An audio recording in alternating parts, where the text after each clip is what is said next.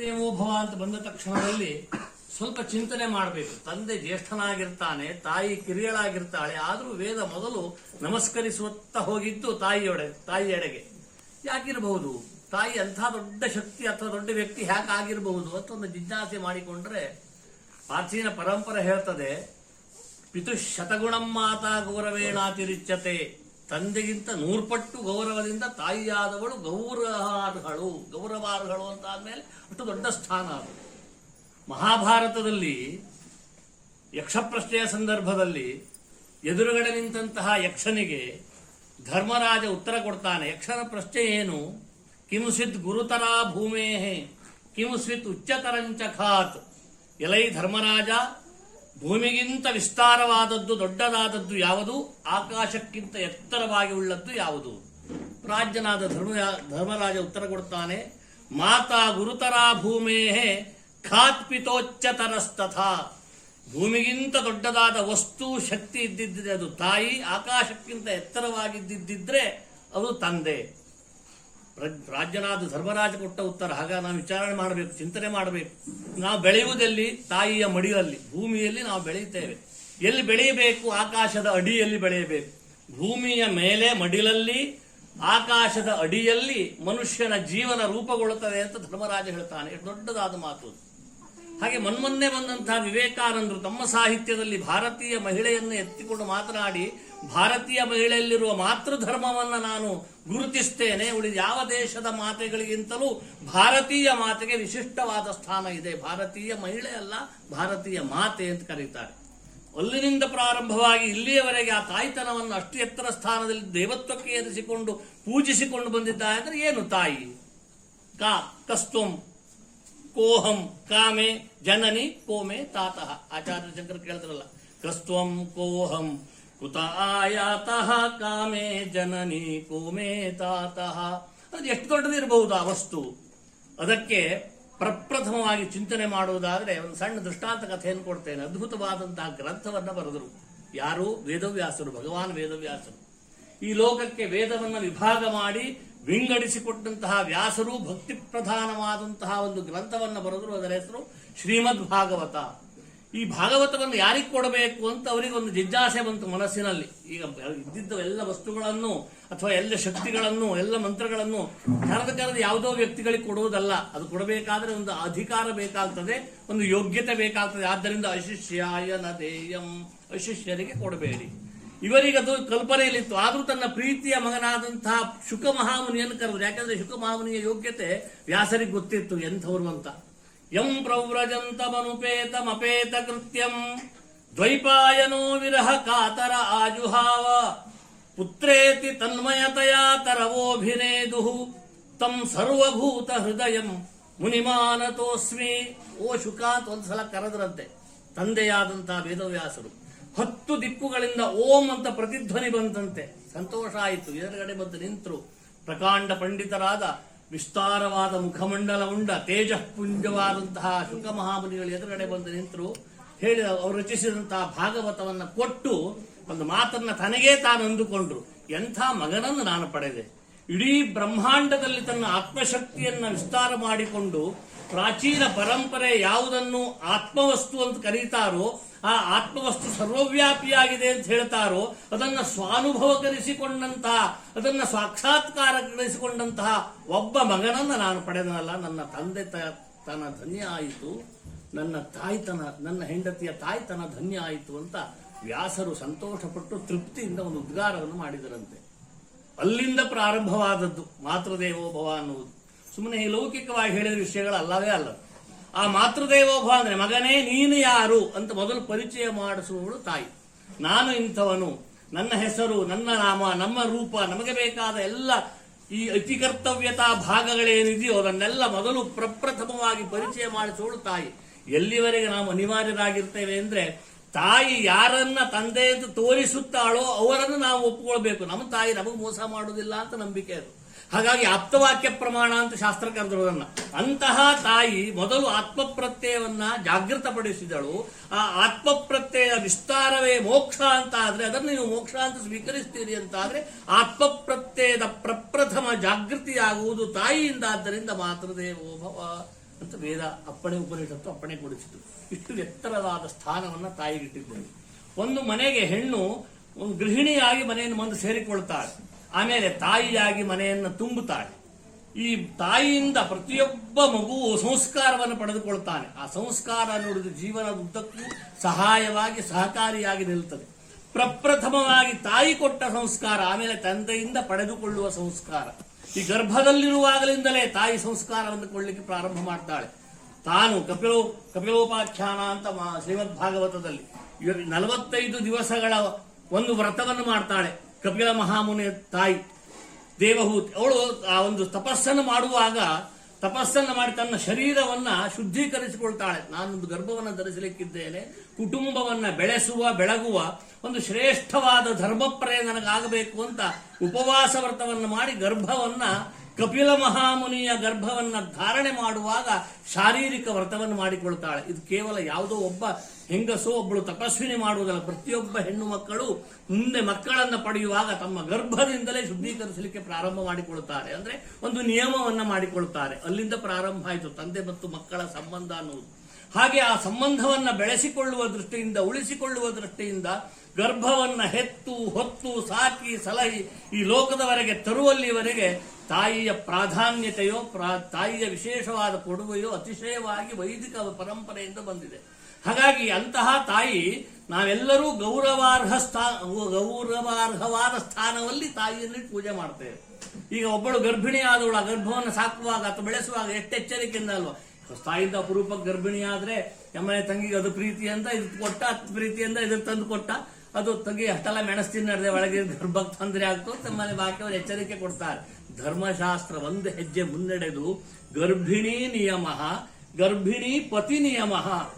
ತನ್ನ ಹೆಂಡತಿ ಗರ್ಭಿಣಿಯಾಗಿದ್ದಿದ್ರು ನೀನು ಇಂದಿಷ್ಟು ನಿಯಮವನ್ನು ಪಾಲನೆ ಮಾಡಬೇಕು ಅಂತ ಧರ್ಮಶಾಸ್ತ್ರಕಾರರು ವ್ಯಾಖ್ಯಾನ ಮಾಡ್ತಾರೆ, ಬರೀತಾರೆ. ಅಂದ್ರೆ ಎಷ್ಟು ದೊಡ್ಡ ವಿಷಯ ಅದು. ಸುಮ್ಮನೆ ನಾವು ಮಕ್ಕಳನ್ನು ಪಡಿತೇವೆ ಅನ್ನುವುದು ವಿಷಯವೇ ಅಲ್ಲ. ಮಕ್ಕಳು ಎಲ್ಲೋದ್ರೂ ಆಗ್ತದೆ, ಕೊಟ್ಟಿಗೆಯಲ್ಲೂ ಬೆಳೀತಾ ಇರ್ತದೆ, ಪಶು ಪಕ್ಷಿಗಳಿಗೂ ಆಗ್ತಾ ಇರ್ತದೆ. ನಮ್ಮ ಬ್ರಾಹ್ಮಣಸ್ಯ ಚ ದೇಹೋಯಂ, ಹೆಮ್ಮೆಯಿಂದ ಎದೆ ಉಬ್ಬಿಸಿ ಕೈ ಎತ್ತಿ ಹೇಳ್ಕೊಳ್ತೇವೆ. ಹಂಗ ಬ್ರಾಹ್ಮಣರು ಮತ್ತೆ ಎಷ್ಟು ಇಟ್ಕೊಂಡಿದ್ದೇವೆ ಅಂತ ಕೇಳಿದ್ರೆ ನಮಗೆ ಪ್ರಚಾರಕ್ಕೆ ಸ್ನೇಹಿತರು ಹೇಳೋದು ಕಷ್ಟ.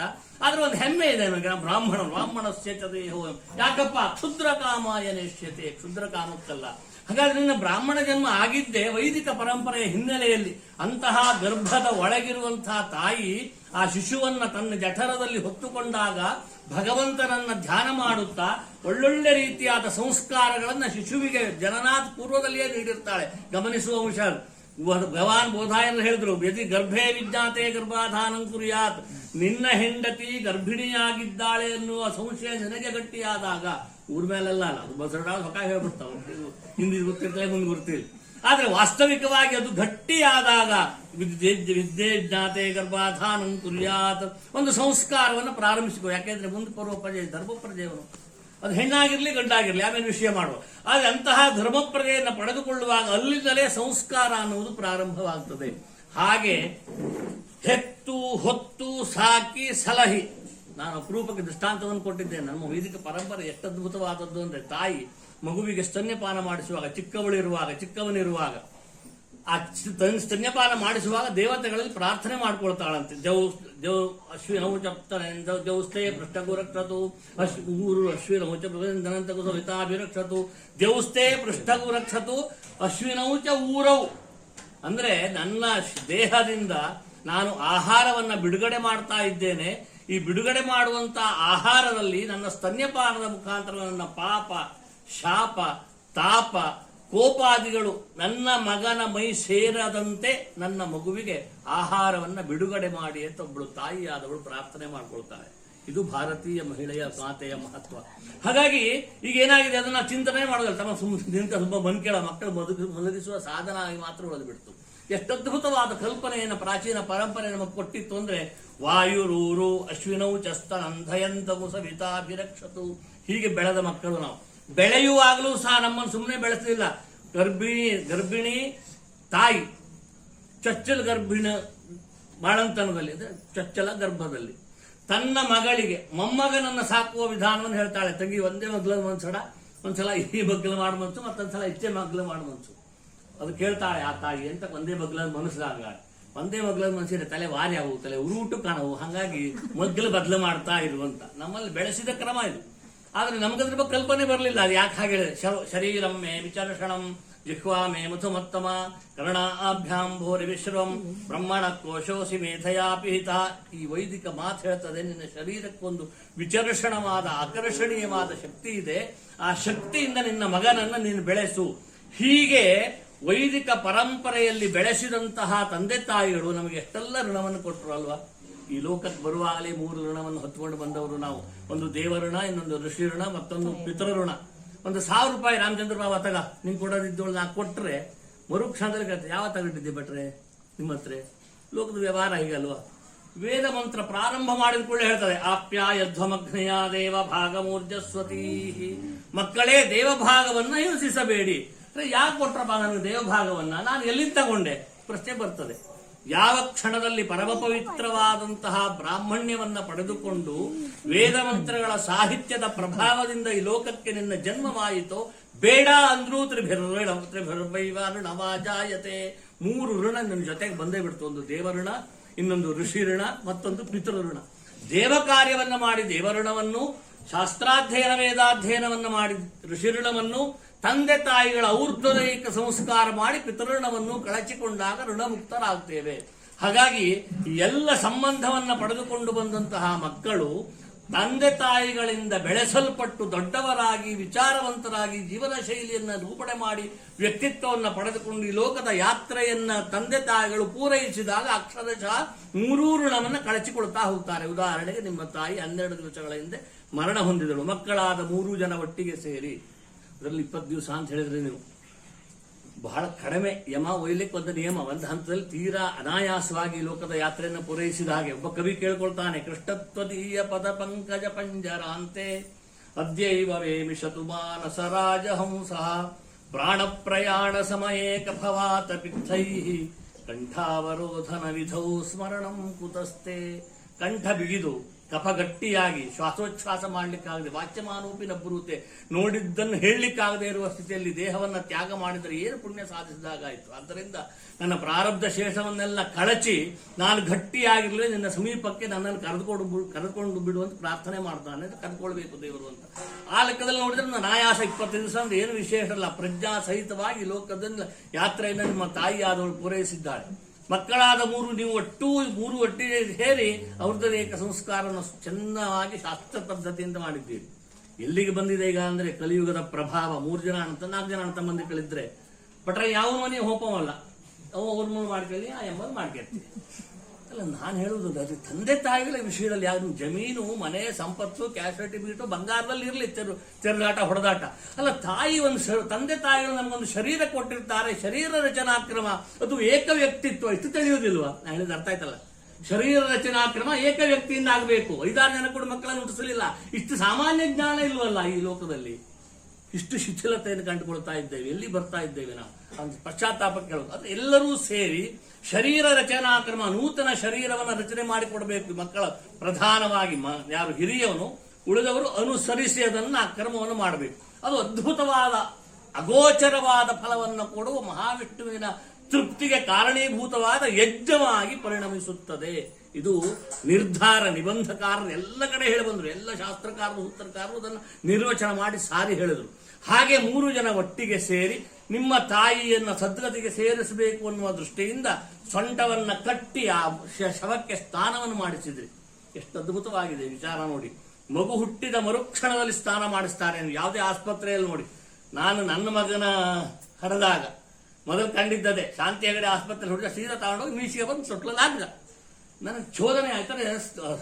ಬಟ್ಟೆಯಲ್ಲಿ ಒರೆಸಬಹುದಿತ್ತು, ಯಾಕೆ ಸ್ನಾನ ಮಾಡ್ತಾ ಇಲ್ಲಿ ಬಿಸಿನೀರ ಸ್ನಾನ ಮಾಡ್ತಾ ಹೋಗ್ಬಿಟ್ರೆ, ಹಾಗಾಗಿ ಸ್ನಾನ ಮಾಡಿಸಿ ಬಂದು ಇಟ್ಟಿದ್ದೇವೆ ಬಂದಿದ್ದೆ ಅಂತ. ಆವಾಗ ಒಂದು ಮಂತ್ರ ನೆನಪಾಯಿತು. ದ್ರುಹೋಂಚಾಮಿ ವರುಣಸ್ಯ ಪಾಶಾತ್ ಅನಾಗಸಂ ಬ್ರಹ್ಮಣೇ ತ್ವಾ ಕರೋಮಿ. ಈ ಲೋಕಕ್ಕೆ ಬಂದ ತಕ್ಷಣದಲ್ಲಿ ಮಗುವಿಗೆ ವರುಣನ ಪಾಶ ಅನ್ನುವುದು ಬಿಗಿಯಲ್ಪಡುತ್ತದೆ. ಮಧ್ಯಮ, ಉತ್ತಮ, ಅಧಮ ಪಾಶ, 3 ಪಾಶಗಳು.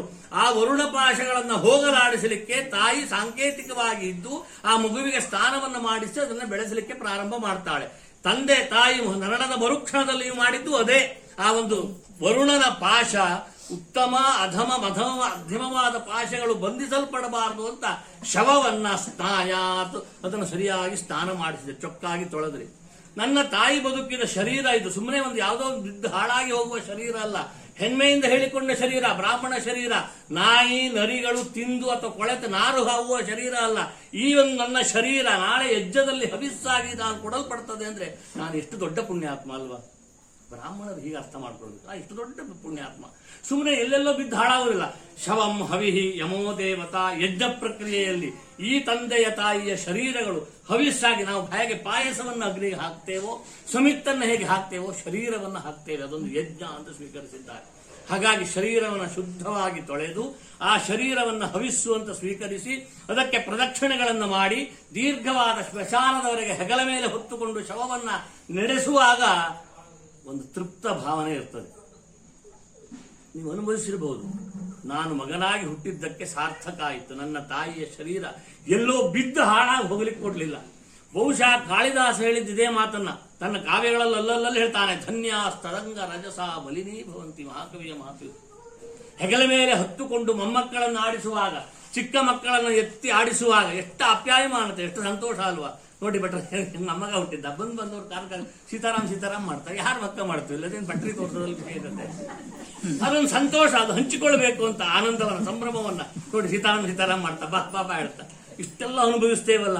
ಈ ಎಲ್ಲ ಅನುಭವವನ್ನ ನೆನಪಿಸಿಕೊಂಡು ಆ ಹೆಣವನ್ನು ಹೊರುವಾಗ ನಮ್ಮ ತಾಯಿ ನಮ್ಮನ್ನು ಹಡೆದಾಗ ಈ ಸಂಭ್ರಮವನ್ನು ಕಂಡಿದ್ಲು.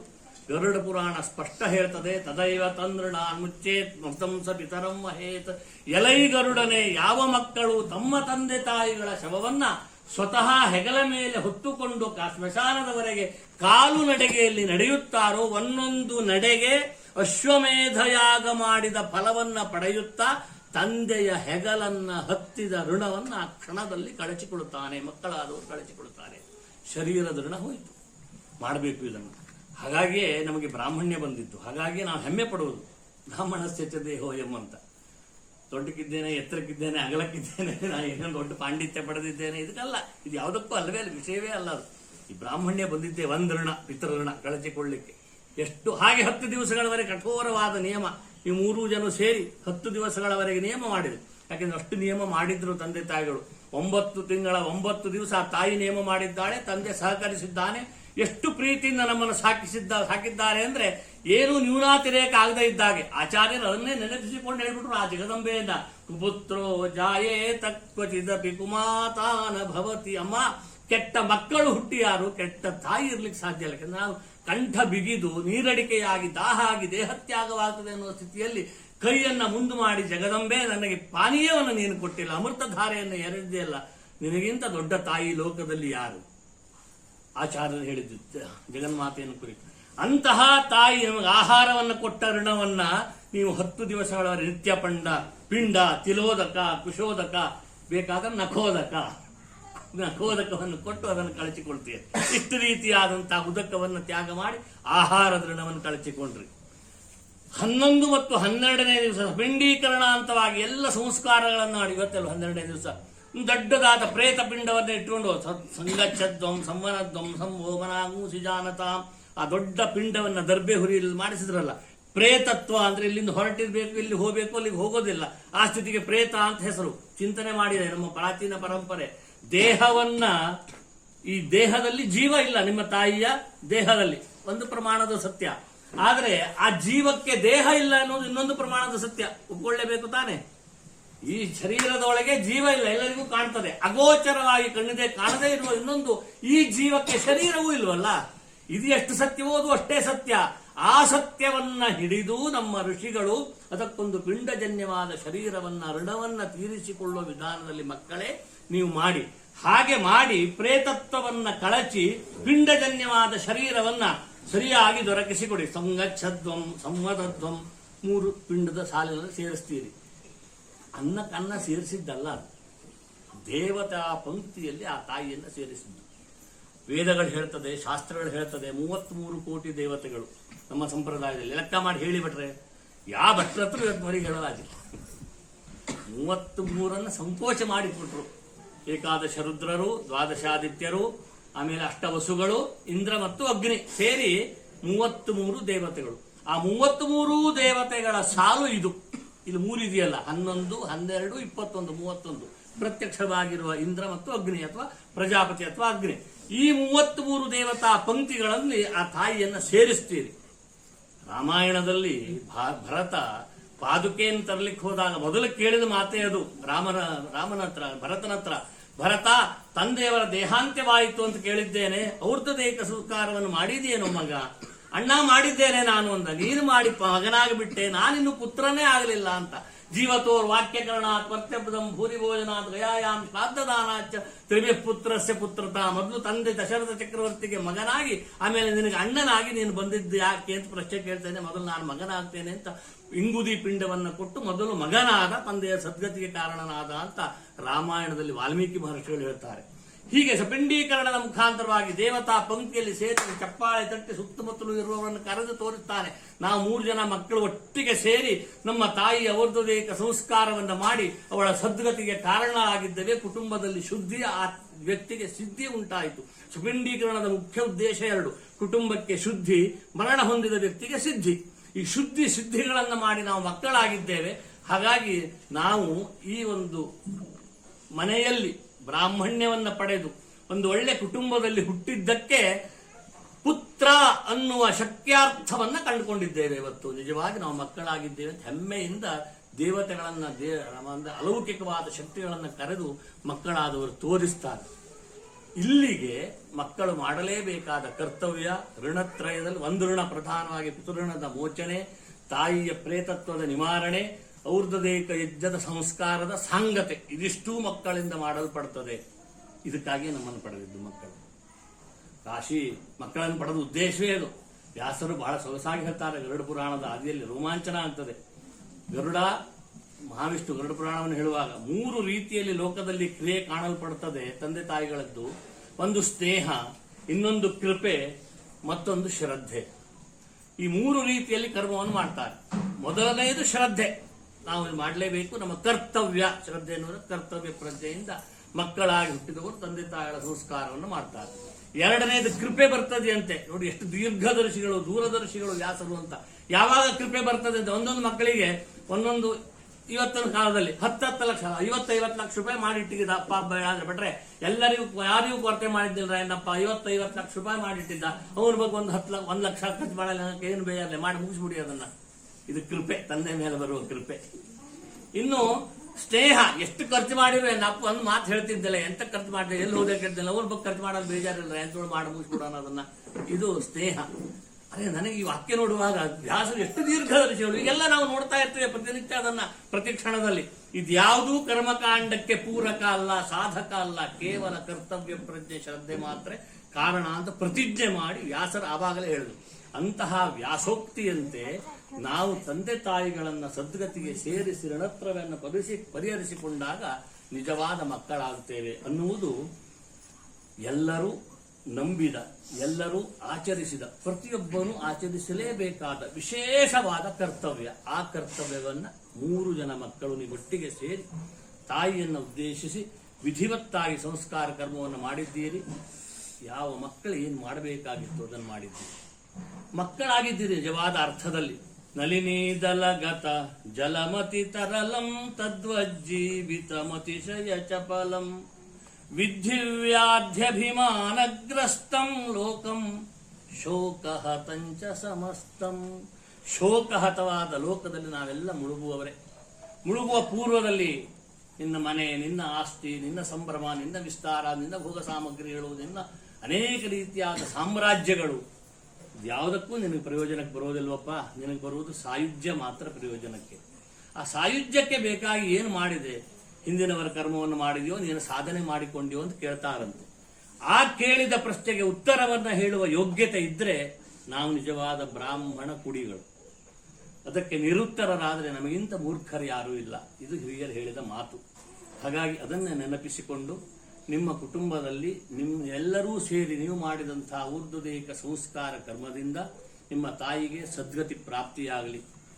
ಮಹಾಲಕ್ಷ್ಮಕ್ಕ ಈ ಮನೆಯನ್ನು ತುಂಬಿ ಮಹಾಲಕ್ಷ್ಮಿಯಾಗಿ ತುಂಬಿದ್ದಾಳೆ. ನಾನು ಅಂದ್ಕೊಳ್ತೇನೆ ಹಾಗೆ. ಯಾಕೆಂದ್ರೆ ಅಲ್ಲೂ ಮನೆ ಇಲ್ಲೂ ಮನೆ, ಒಂದು ಕೃಷಿ ಕರ್ಮ, ಸಹಧರ್ಮಿಣಿಯಾಗಿ ನಿಮ್ಮ ತಂದೆಯೊಡನೆ ರಾಮ ಸೀತೆಯನ್ನು ಅನುಸರಿಸಿದ ಹಾಗೆ, ಸೀತೆ ರಾಮನನ್ನು ಅನುಸರಿಸಿದ ಹಾಗೆ ಸಹಧರ್ಮಿಣಿಯಾಗಿ ಆ ಜೀವನದ ಉದ್ದಕ್ಕೂ ನಡ್ಕೊಂಡು ಬಂದ್ರಲ್ಲ ಅಂತ ಒಳ್ಳೆ ಗುಣಗಳು ಮಹಾಲಕ್ಷ್ಮಕ್ಕಿಲ್ಲ ಅಂತ ಅನಿಸ್ತದೆ ಈಗ ಬಂದ್ರೆ. ಆದರೆ ಸೊಸೆಯಂದಿರಲ್ಲಿ, ಮಕ್ಕಳಲ್ಲಿ, ಮೊಮ್ಮಕ್ಕಳಲ್ಲಿ ಅವಳ ಗೃಹಿಣಿ ಧರ್ಮ, ಮಾತೃಧರ್ಮ ಇದ್ರೆ ಅವಳ ಕೀರ್ತಿ ಶರೀರ ಸ್ಥಾಯಿ ಭಾವದಲ್ಲಿ ಇದ್ದ ಹಾಗೆ ಅವಳ ಗೃಹಿಣಿ ಧರ್ಮವು ಈ ಮಾತೃಧರ್ಮವು ಈ ಮನೆಯಲ್ಲಿ ಯಾವಾಗಲೂ ತುಂಬಿಕೊಂಡಿರಲಿ.